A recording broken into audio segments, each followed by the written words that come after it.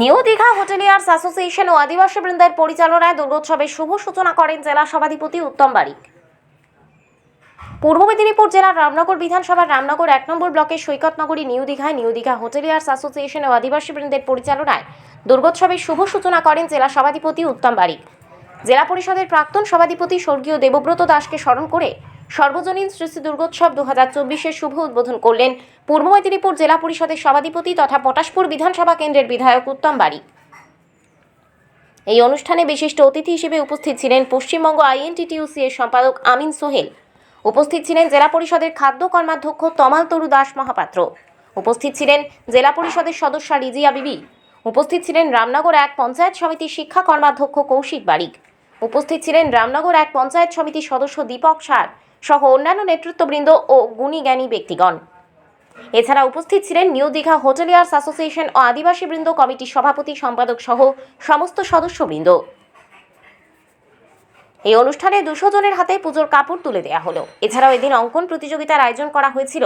অঙ্কন প্রতিযোগিতা স্থানীয় এলাকা সহ বিভিন্ন এলাকা থেকে প্রতিযোগীরা অংশগ্রহণ করেছিল। প্রায় 200 জন প্রতিযোগী প্রতিযোগিতায় অংশগ্রহণ করে। এই সংস্থা অঙ্কন প্রতিযোগিতার সাথে সাথে রক্তদান শিবির সহ বিভিন্ন সমাজসেবামূলক কাজ অংশগ্রহণ করে। এই অনুষ্ঠানে উপস্থিত হয়ে জেলা সভাধিপতি উত্তম বারিক সংবাদ মাধ্যমের মুখোমুখি হয়ে বলেন,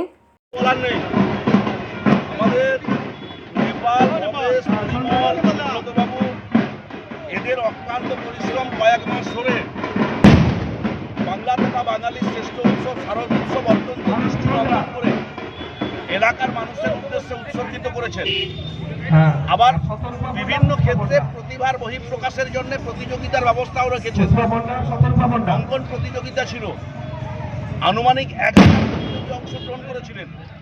লক্ষ্মী পুজো পর্যন্ত অনেক প্রতিযোগিতা, অনেক বিনোদন, মাতৃশক্তির আরাধনার মধ্য দিয়ে এলাকার মানুষের উদ্দেশ্যে উৎসর্গিত করবেন।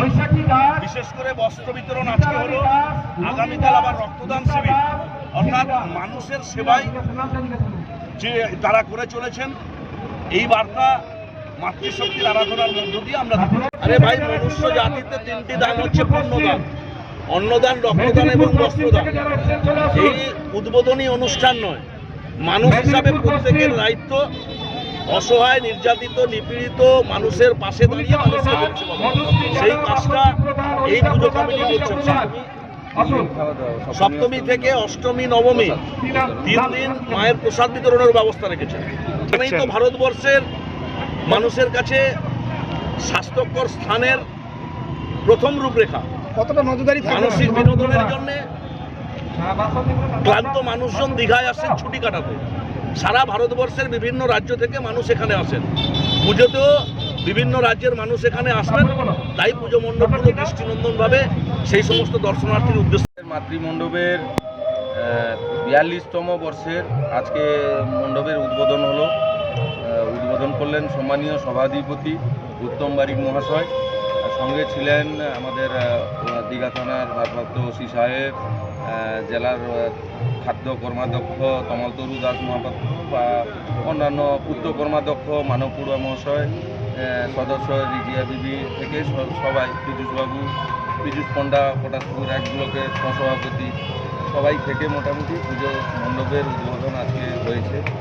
তারপরে কর্মসূচি থাকছে বর্তমানে আমাদের কর্মসূচি হচ্ছে ছোট ছোট এই পাড়ার ছেলে মেয়েদের নিয়ে সাংস্কৃতিক অনুষ্ঠান প্রত্যেক দিন, সেটা সপ্তমী অষ্টমী অবধি আমাদের চলবে। তারপরে কলকাতার ব্যান্ড আছে, ইভেন্ট প্রোগ্রাম প্রত্যেক দিন ব্যান্ড আছে, ওটা আমাদের একাদশী অবধি চলবে, দশমী একাদশী এই অবধি আমাদের প্রোগ্রাম চলবে। তারপরে এখানে সপ্তমী অষ্টমী নবমী 3 দিন মায়ের ভোগ প্রসাদ, দুপুরে 1000 জন খানিক প্রোগ্রাম করা হয়, 1000 জনের প্রসাদ সেবন করা হয় প্রত্যেক দিন, সপ্তমী অষ্টমী নবমী 3 দিন।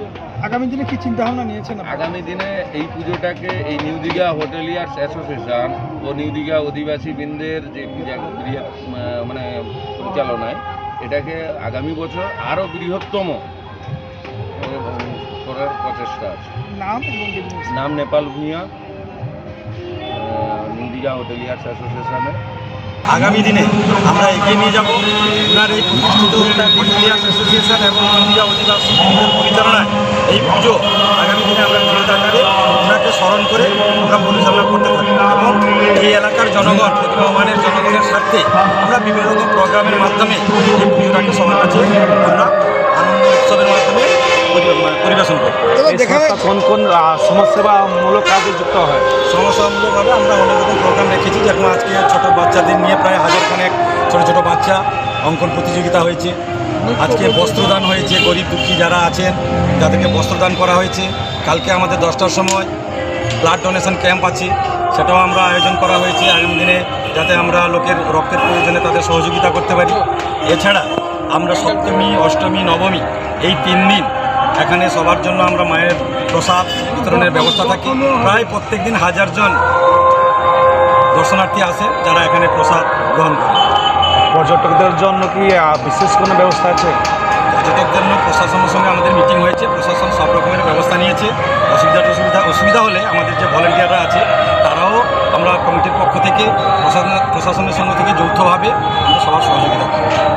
দীঘায় পুজোর সময় প্রচুর যানজট হয়, সেটাকে কেমন দেখছেন? সেটা আমরা প্রশাসনের সঙ্গে মিটিং করেছি, ওরা অবশ্যই যথেষ্ট সহযোগিতা করবেন এবং প্রশাসনের লেভেলেও থানায় বসে আমাদের প্রত্যেক পুজো কমিটি নিয়ে আলোচনাও হয়েছে। সেই দিকটা প্রশাসন দেখবেন, আমরা সহযোগিতা করব। এবছর আর কি উদ্যোগিতা থাকছে আগামী বছরের জন্য? আগামী বছর কি উদ্যোগিতা থাকছে আপনাদের কমিটি আগামী বছর? কি বৃহৎ আকারে জনগণের স্বার্থে আরও সমাজসেবামূলক কিছু কাজ করা যায় পুজোর সঙ্গে সঙ্গে, সেগুলোও আগামী দিনে আমরা ব্যবস্থা করি না কেন, সেই দেবুদার আমরা মনের ভাব প্রকাশ করছি, তার মনের ইচ্ছা আমরা প্রকাশ করছি। দেবুদার জন্য আমরা এই যে নেপাল বা কল্যাণদা আমরা দেবুদার ভক্ত যা বলুন আর রাজনীতি বলুন, তারা আমাদের হাত ধরে শিখেছেন। উনি যেভাবে করতেন আমরা সেইভাবে এগিয়ে আছি। বস্ত্রদান, রক্তদান সবই করছি আমরা, কিন্তু আমরা ওনার পরিকল্পনা আমরা বাস্তবায়ন করার চেষ্টা করছি। যেখানে দেখা গেল বিভিন্ন ছাত্রছাত্রী এখানে বিভিন্ন প্রতিযোগিতা অংশগ্রহণ করলেন, আগামী দিনে আরও কতটা আপনারা এর থেকে আরও উন্নত হবে। হয়তো অঙ্কন বুঝতে পারে আমরা খেলাধুলাই থাকবো, একটা কিছু ভাবছি। জায়গা পেলে, জায়গাও আছে হসপিটালের সামনে, তাহলে আমরা খেলাধুলা প্রোগ্রাম করব, যাতে এই সংস্থা প্রচারটা পশ্চিমব্যাপী হয়। আজকে উদ্বোধনে আপনারা বস্ত্রদান করলেন, এটা কতজনকে বস্ত্রদান করলেন?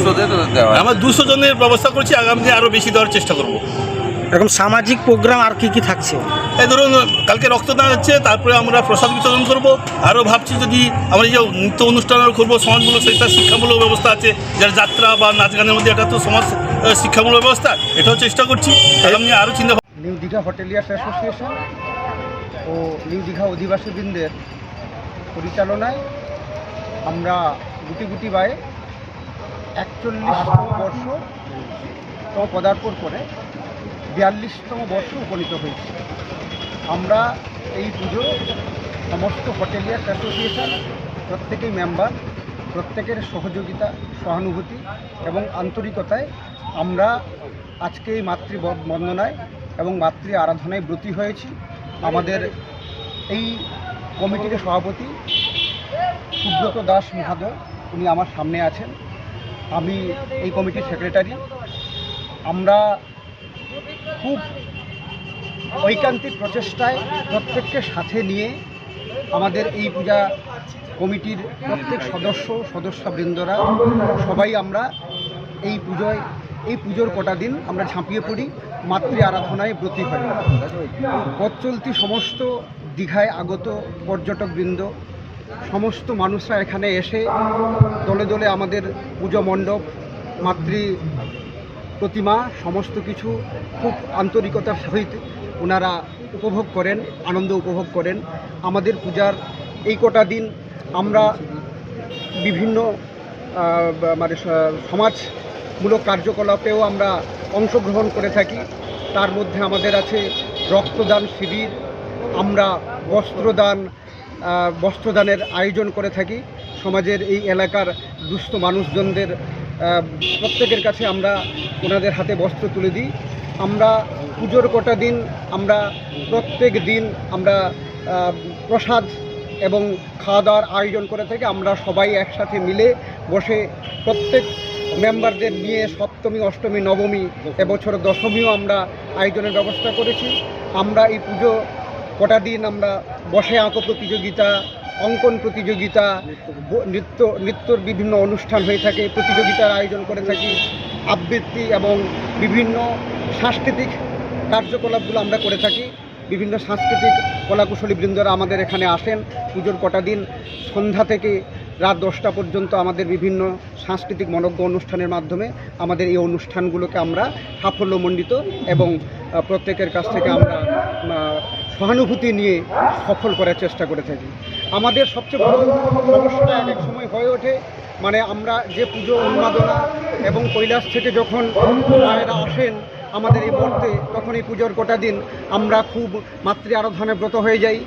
মানে কৈলাসে যে সারা বাংলার শ্রেষ্ঠ পূজা দুর্গাপুজো, এই দুর্গাপুজোয় সারা বাংলার পল্লীর গ্রাম থেকে গ্রামান্তরে প্রত্যেকে সাবো একটা রোগ হয়ে ওঠে।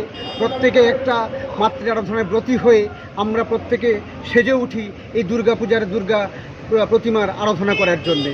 আমরা প্রত্যেকেই এই পুজোয় কাঁধে কাঁধ মিলিয়ে, হাতে হাত মিলিয়ে আপামর বাঙালির থেকে সমস্ত হিন্দু সনাতনী সংস্কৃতিরা আমরা আনন্দ উপভোগ করি। শুধু হিন্দু সংস্কৃতি নয়, এই পুজোয় সারা ধর্ম বর্ণ এবং জাতি বর্ণ নির্বিশেষে এই অনুষ্ঠান, এই দুর্গাপুজোর কটা দিন এই আনন্দ উৎসব প্রত্যেকে মাতাহারা হয়ে থাকে। এই শ্রেষ্ঠ দুর্গাপুজো সারা বাংলা নয়, সারা ভারতবর্ষ নয়, বিশ্বের সর্বশ্রেষ্ঠ পুজো হিসেবে আজকে সারা বিশ্বের কাছে পরিগণিত হয়েছে। এই উৎসব বিশ্বের সর্বশ্রেষ্ঠ উৎসব হিসেবে পরিগণিত হয়েছে। আমরা বলবো, আমরা এই 40তম বর্ষ পার করে 41তম বর্ষ পার করে 42তম বর্ষে যে উপনীত হয়েছি, আমরা সবার কাছে আপনাদের মিডিয়া ভাই, আমাদের সাথে পুলিশ প্রশাসন এবং অন্যান্য সমস্ত যারা সহযোগিতার হাত বাড়িয়ে দেন, আমরা রাজ্য সরকার আমাদেরকে অনুদান দিয়ে থাকেন। এবছর 85,000 টাকা অনুদান দিয়ে আমাদের অনুপ্রেরণা জুগিয়েছেন। আমরা যাতে আরও গুটি গুটি পায়ে আরও বৃহত্তর আকারে এই পূজা মণ্ডপটিকে আরও এগিয়ে নিয়ে যেতে পারি, তার জন্য প্রত্যেকের কাছে আমরা আহ্বান জানাবো, সবাই এখানে সামিল হন। মাতৃ আরাধনার মাতৃ মণ্ডপের এই কটা দিন প্রত্যেকে আসুন, সুন্দরভাবে এখানে মাতৃ নিরঞ্জন দর্শন করুন, মাতৃ প্রতিমা দর্শন করুন, পূজা মণ্ডপ দর্শন করুন, আমাদের সাথে সহযোগিতা করুন, আমাদের অনুষ্ঠান উপভোগ করুন। এবং প্রত্যেককে বলবো, আমাদের এই কটা দিন পুজোর এই কটা দিন 2024-এর এই যে শারদ উৎসব, আমরা প্রত্যেককে আহ্বান জানাচ্ছি, সারা বাংলার মানুষ, পথ চলতি মানুষ, সমস্ত পর্যটক মানুষরা আমাদের এখানে আসুন এবং আমাদের এই অনুষ্ঠান ক্ষুদ্র প্রচেষ্টা, আমাদের আন্তরিকতায় আমরা যে, আমাদের হয়তো অনাবিল অর্থ প্রচুর নেই, কিন্তু আমাদের আন্তরিকতায় আমরা এই অনুষ্ঠানকে খুব সুন্দরভাবে সবার সামনে তুলে ধরার চেষ্টা করেছি। প্রত্যেকের কাছে আহ্বান জানাবো, প্রত্যেকে আমাদের এই পূজা মণ্ডপে আসুন, আমাদের সাথে হাত মিলিয়ে, আমাদের সাথে সহযোগিতা করে এই অনুষ্ঠানটিকে সর্বাঙ্গীন সুন্দর করে তুলুন। নামটা আপনার কোন পদে আছেন? বলুন। নামটা আপনার কোন পদে? আমার নাম অমৃত দত্ত, আমি সেক্রেটারি। দীঘা থেকে নিজস্ব প্রতিনিধির রিপোর্ট, ডিএন আপডেট।